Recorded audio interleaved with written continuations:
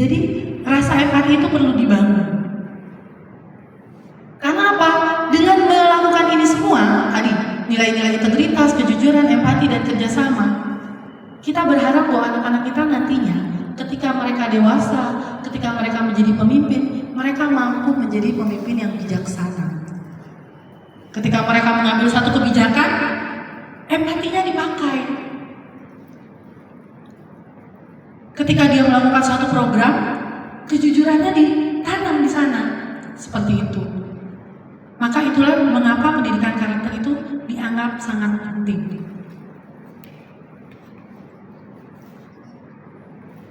Ini kemarin saya baca-baca dari sumber parenting. Jadi ternyata untuk pendidikan dasar, karena kita kebetulan semuanya pendidikan dasar nih, atau pendidikan anak usia dini. Kemarin kita sudah belajar transisi PAUD. Kebetulan kemarin saya diutus oleh sekolah juga untuk mengikuti kegiatan tersebut, gitu. Dimana untuk fase A ini masih masuk dalam transisi PAUD. Jadi ternyata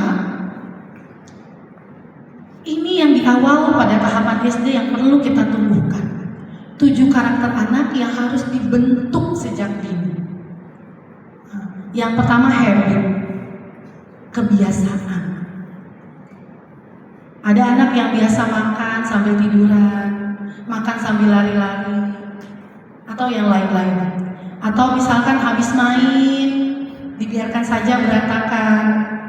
Biasa kalau mama kan gak tega ya lihat anaknya capek habis main, kita yang beresin tanpa melibatkan peran anak. Ini akan menjadi habit, maka dia akan menjadi abai karena ada yang membantu, ada yang melakukan. Jadi karakter yang perlu dibangun pertama adalah habit, kebiasaan. Ketika mengambil sesuatu, kembalikan lagi ke tempat semula. Seperti anak kita nih, ambil sepatu tadi di mana mau berangkat. Pas pulang, letakkan di mana lagi sepatunya. Tas tadi simpen di mana tas. Jadi nggak ada lagi pagi-pagi tuh drama. Bunda, baju sekolahku di mana? Bunda, kaos kakinya di mana? Gitu. Ini yang perlu kita bentuk. Kemudian yang kedua, rasa hormat. Tidak mengganggu orang lain. Terkadang kita kalau lagi main atau lagi ketemu anak teman, kita lagi ngobrol nih, tiba-tiba anaknya nyala aja. Papa, aku mau kemana? Lalu kita respon anak tersebut. Ini nanti akan membuat dia tidak memiliki rasa hormat. Atau misalkan mamahnya lagi kerja nih, memang kerjanya dari rumah, sambil pegang laptopnya dimain-mainin, mengganggu. Ini pun nanti tidak bisa menumbuhkan rasa hormat. Kemudian yang berikutnya, kualitas diri. Ini terkadang secara tidak langsung kita punya peran penting dalam membunuh kualitas diri. Kenapa saya katakan seperti itu? Tidak mengumpat, bertutur kata yang baik. Kadang kita, saya juga pernah mengalaminya, seperti itu, lagi jalan nih sama anak saya bawa motor. Udah ngerasa bener bawa motornya, tiba-tiba ada yang nyalip. Terkadang ada, bisa gak sih bawa motor? Ternyata itu kita punya peran penting pada poin kualitas diri. Jadi anak akan belajar mengumpat, memandang orang lain lebih rendah daripada dirinya. Atau mungkin juga kita sebagai guru, ketika melihat ada satu anak yang tadi saya bilang 10 kali kita jelaskan gak paham-paham, gak sengaja tercetus lah dari mulut kita. Duh nak, walaupun pakai kata du ya, masa gitu aja gak bisa. Didengar temennya yang sebelah, tahu gitu aja gak bisa, gampang tahu. Nah, itu yang akhirnya terbentuk. Padahal kita tadi ingin anak kita mempunyai kualitas diri, tidak mengumpat orang lain, memberi apresiasi, tapi juga tetap memahami nilai dirinya sendiri. Kemudian yang keempat, sopan santun. Memberi salam kepada orang yang lebih tua. Ini kalau saya lihat di setiap sekolah tuh pas pintu masuk ada 5S. Sapa, saya takutnya lupa Bu, nanti dibantu ya. Sapa, senyum, salam, sopan santun. Nah, itu perlu kita tanamkan pada anak-anak kita, peserta didik kita di sekolah maupun anak-anak kita di rumah, supaya mereka tahu batasan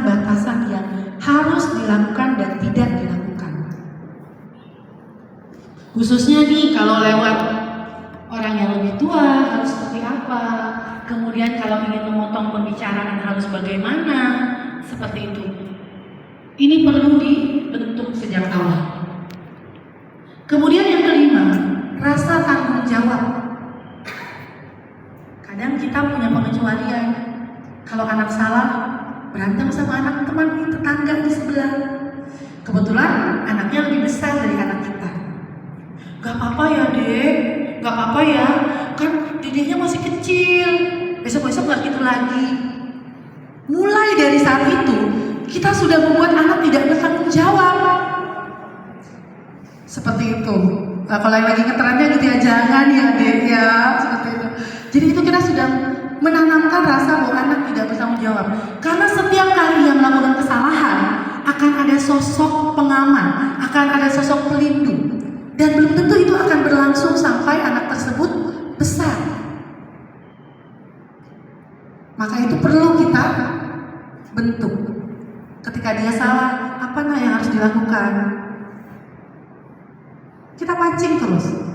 Kalau dia nggak mau minta maaf, bagaimana cara kita bujuk dia supaya dia tahu bahwa itu adalah salah dan dia harus berani bertanggung jawab. Yang keenam, pendidikan.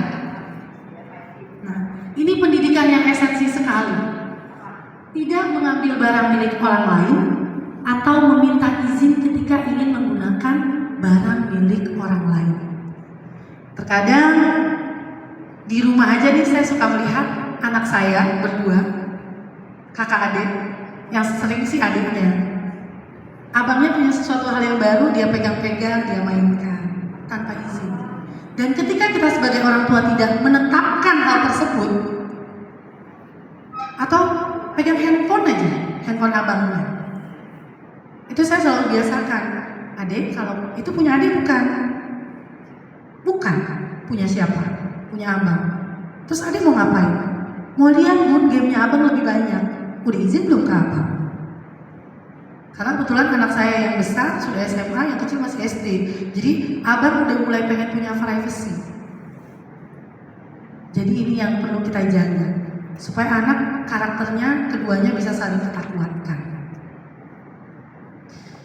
Kemudian yang terakhir ketujuh di poin karakter yang harus kita bentuk yaitu 4 kata ajaib. Nah, biasakan mengucapkan kata maaf, tolong, terima kasih, dan permisi. Ini juga kami masih temukan di beberapa peserta didik kami yang kadang ketika diberikan kertas, ada yang langsung merespon, terima kasih Bu Guru. Ada yang abai aja. Sampai harus kita ingatkan, mau bilang apa sama Bu Guru?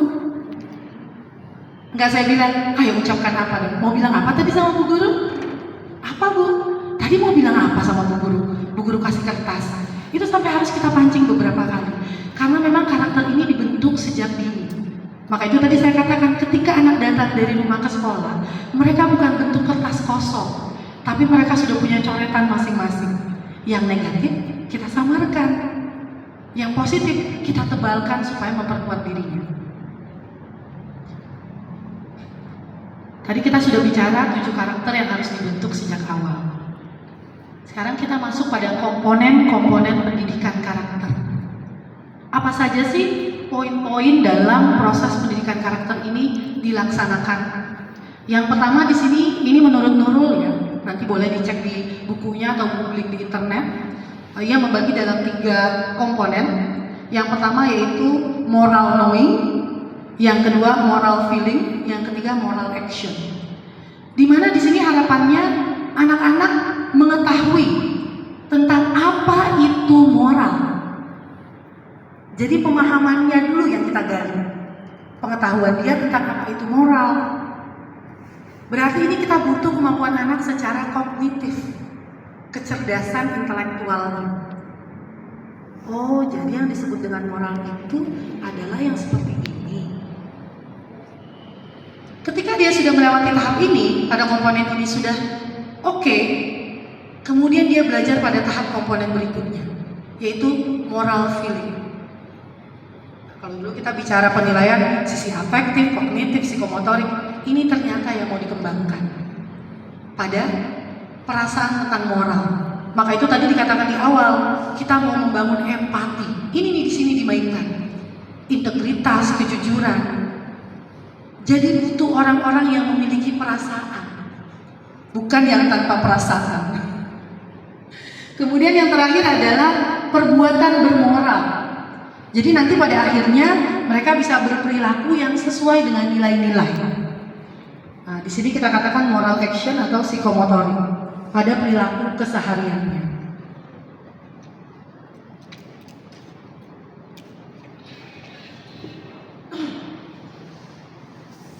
Lalu kita masuk pada metode-metode pengajaran dalam pendidikan karakter. Nah, tadi sudah disampaikan ada pemahaman.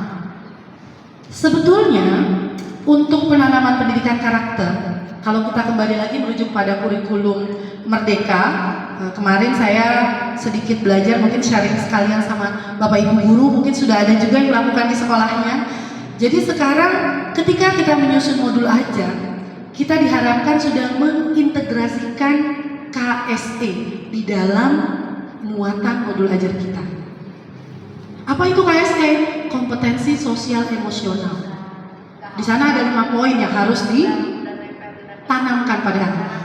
Mulai dari kesadaran sosial, kemudian bagaimana anak membangun berelasi, seperti itu.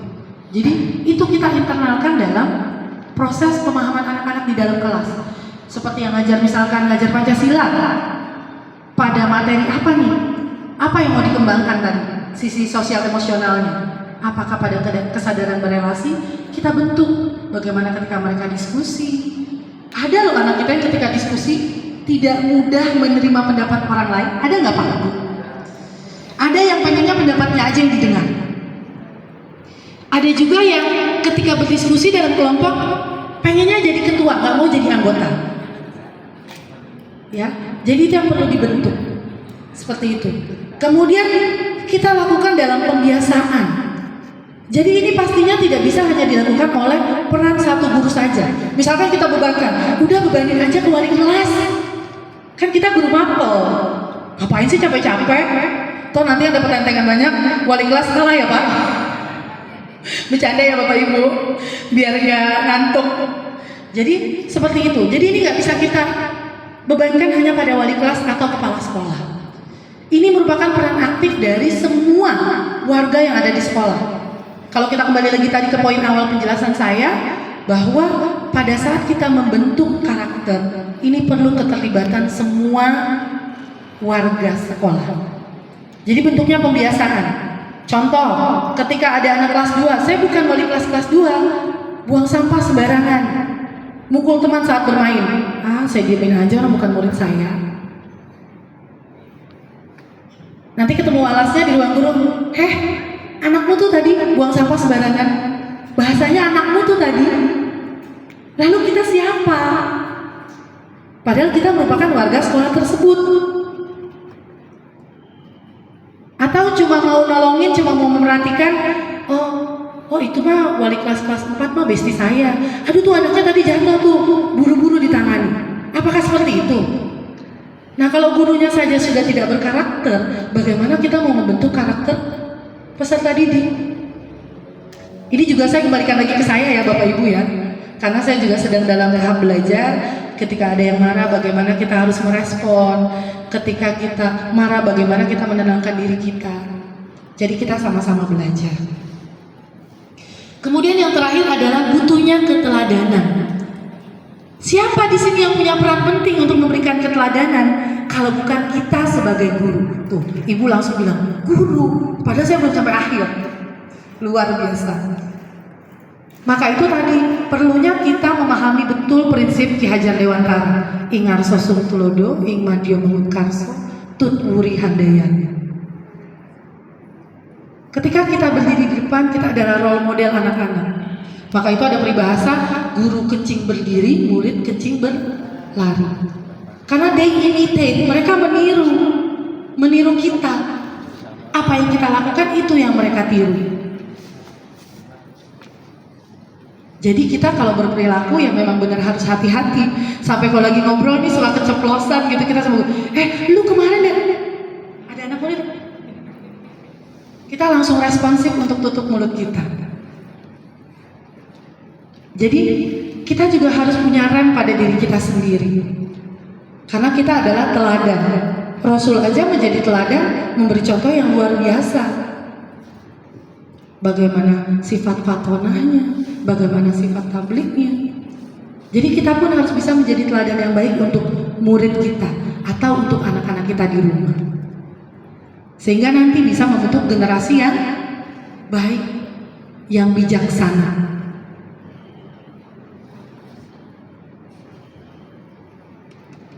Kemudian kita mau bicara pengembangan karakter. Ini perlu terbangun kolaborasi.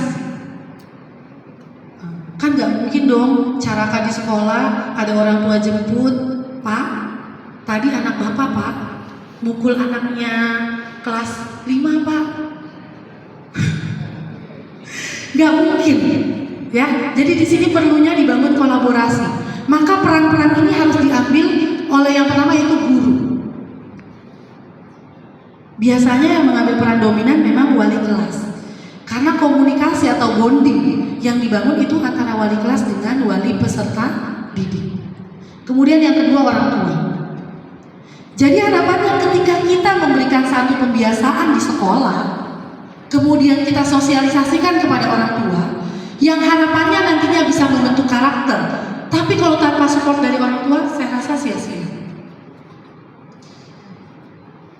Jadi kita mau lakukan pembiasaan seperti kami di sekolah ingin mendisiplinkan anak terkait kedisiplinan, kedatangan, dan kelengkapan seragam. Itu nggak serta-merta langsung kita berlakukan, kita sosialisasikan dulu pada orang tua. Harapannya apa? Kita mendapat dukungan. Ketika satu program kita jalankan, ketika satu karakter mau kita bentuk, tapi kita lakukan secara sendiri, berhasil nggak Bapak Ibu? Yakin nggak berhasil? Kalaupun berhasil tapi lama waktunya, maka perlu kita kerjasama. Kita sampaikan kepada orang tua, seperti itu. Kemudian kita masuk pada implementasi pendidikan karakter di sekolah. Implementasi pendidikan karakter di sekolah melibatkan pengintegrasian nilai-nilai karakter ke dalam kurikulum dan kegiatan sehari-hari. Di sini guru berperan dalam mendemonstrasikan dan mengajarkan nilai-nilai tersebut kepada siswa. Pembiasaan nilai-nilai positif ditekankan melalui metode pengajaran kolaboratif, proyek berbasis karakter, dan studi kasus. Melalui langkah-langkah ini, sekolah menciptakan lingkungan pendidikan yang mendukung perkembangan moral dan etika peserta didik. Jadi tadi memang perlu disisipkan, seperti tadi saya bilang, diintegrasikan, dimasukkan bukan hanya dalam ketika jam istirahat, piket ngecek ini anak yang nggak buang sampah siapa aja ya, matanya cuma 2, ngeceknya anak. Kalau di sekolah kami baru sedikit, kalau di sekolah Bapak Ibu kan muridnya sudah 400, 500, 600, ada yang sampai 1000 mungkin. Kasihan betul guru pikatnya, juling matanya nanti kalau ngecekin anak satu-satu untuk pembentukan karakter. Maka di sini dikatakan perlu diintegrasikan ke dalam mata pelajaran, semua mata pelajaran, bukan hanya pendidikan agama Islam yang membentuk karakter dan budi pekerti, tapi pelajaran Pancasila pun demikian, pelajaran bahasa Inggris pun demikian, pelajaran PLBJ pun demikian. Jadi nanti sekolah perlu bekerja sama nih dengan bagian kurikulum untuk mendesain bagaimana supaya karakter yang mau kita bentuk itu berhasil disisipkan dalam setiap pelajaran. Tapi harus satu visi Bapak Ibu. Jangan sampai guru yang A mau, guru yang B gak mau. Nambahin kerjaan aja sih, masukin karakter yang mau dibentuk. Karena dalam P3 saja, proyek pendidikan pelajaran Pancasila aja, kita sudah diminta untuk menguatkan nilai anak mana nih nantinya pada akhirnya yang akan dikembangkan. Jadi ini bukan hal baru, Bapak Ibu semua sudah melakukan, dan saya rasa sudah lebih hebat mungkin dari kami. Setiap segala sesuatu yang kita lakukan pasti ada tantangan. Kalau jalannya adem ayem aja enak banget ya. Nggak seru. Naik roller coaster aja kita mulai dari mendatar, kemudian agak naik, kemudian turun tiba-tiba seperti itu. Ini pun sama. Ketika kita melakukan satu pendidikan karakter, pasti ada tantangan atau hambatan yang akan kita hadapi. Yang pertama, kalau kita bicara era sekarang, ini menjadi tantangan luar biasa untuk kita sebagai guru. Pengaruh negatif teknologi.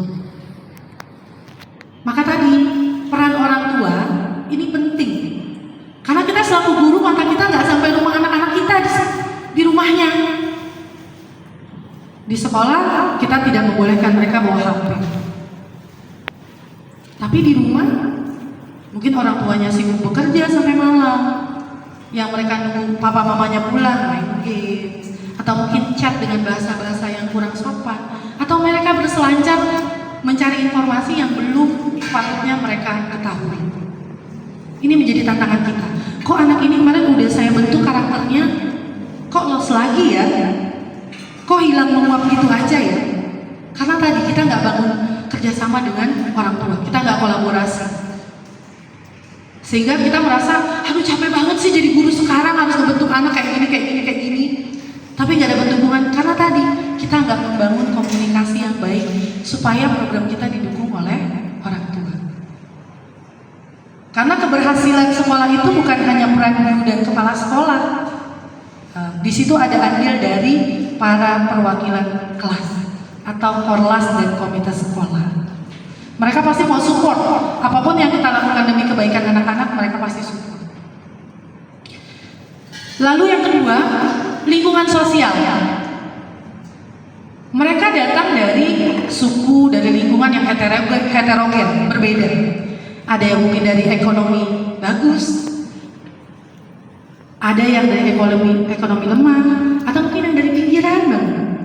Ini pastinya karakternya berbeda-beda. Ini pun jadi tantangan buat kita. Maka itu tadi saya katakan, ketika kita memberikan perlakuan atau treatment pada peserta didik A, tidak boleh sama dengan peserta didik B.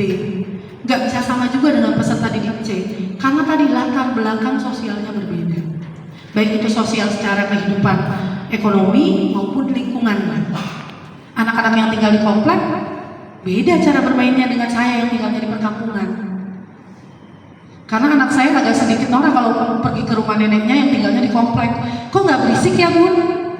Yalah deh, kan kita tinggal di gang. Kalau di komplek kan jalannya besar, jadi orang lalu lalang pun nggak terlalu kedengaran. Jadi ini pun menjadi input, masukan dalam pembentukan karakter anak-anak kita. Kemudian yang ketiga, kurangnya kesadaran. Tadi setelah moral knowing, anak tahu ini salah, ini benar, seperti itu. Tapi nggak sadar apakah itu benar-benar harus dilakukan atau tidak. Saya percepat ya, karena mengingat waktu sudah jam 3 kurang. Kemudian dampaknya, ketika kita sudah melakukan pendidikan karakter, ini pastinya akan ada dampak atau hasil. Di sini saya ambil 2, peningkatan moral dan etika dalam bermasyarakat. Pastinya perilakunya akan berbeda, dari cara bertutur kata, bersikap. Karena tadi 7 karakternya sudah terbentuk. Dia tahu bagaimana, oh nggak boleh ya waktu pembicaraan orang tua. Oh kalau lewat depan orang tua harus seperti ini ya. Oh kalau selesai main harus ini ya. Dia tahu. Maka itu akan lebih harmonis. Kemudian yang kedua, peran pendidikan karakter dalam membangun kepribadian ini sangat kuat. Tadi bisa dikatakan bahwa ketika kita bisa mewujudkan atau membentuk karakter yang baik, kita mampu menghasilkan pimpinan-pimpinan yang bijaksana. Oke, saya punya video sedikit.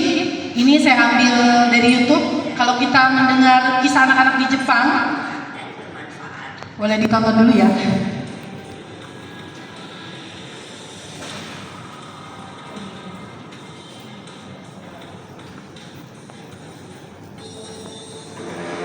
Boleh sambil fokus melihat. Ini kalau di Jepang ya. Karena ternyata ketika saya baca literaturnya, pendidikan usia dini di Jepang itu mereka tidak langsung touching with knowledge. Mereka nggak langsung bersentuhan dengan ilmu pengetahuan.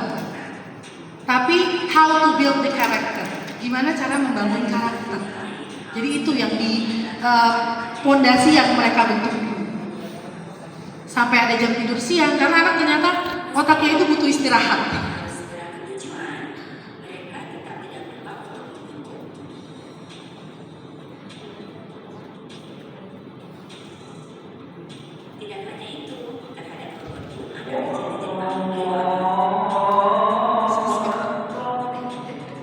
Ini saya skip aja ya, nanti mungkin bisa lihat lagi lebih detailnya di YouTube. Bisa dicari-cari beberapa negara yang melakukan pendidikan karakter secara maksimal.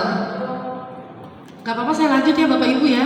Di kesimpulan, maka ini kata penutup saya. Pendidikan karakter membentuk generasi yang berintegritas, bertanggung jawab dan peduli. Tetapi untuk berhasilnya pendidikan karakter, semua pihak, termasuk guru, orang tua dan masyarakat, harus bekerja sama dalam menanamkan nilai-nilai karakter yang ingin dibentuk. Dengan pendidikan karakter yang baik, kita dapat menciptakan masa depan yang lebih baik dan berkelanjutan. Karena kehidupan yang akan datang, dunia yang akan datang menjadi tanggung jawab anak-anak kita sekarang. Maka perlu kita tanamkan karakter yang baik supaya bumi kita tetap bisa berlanjut ke masa yang akan datang. Sekian quote penutup dari saya. Terima kasih atas waktunya. Saya kembalikan lagi kepada moderator. Terima kasih. Wassalamualaikum warahmatullahi wabarakatuh.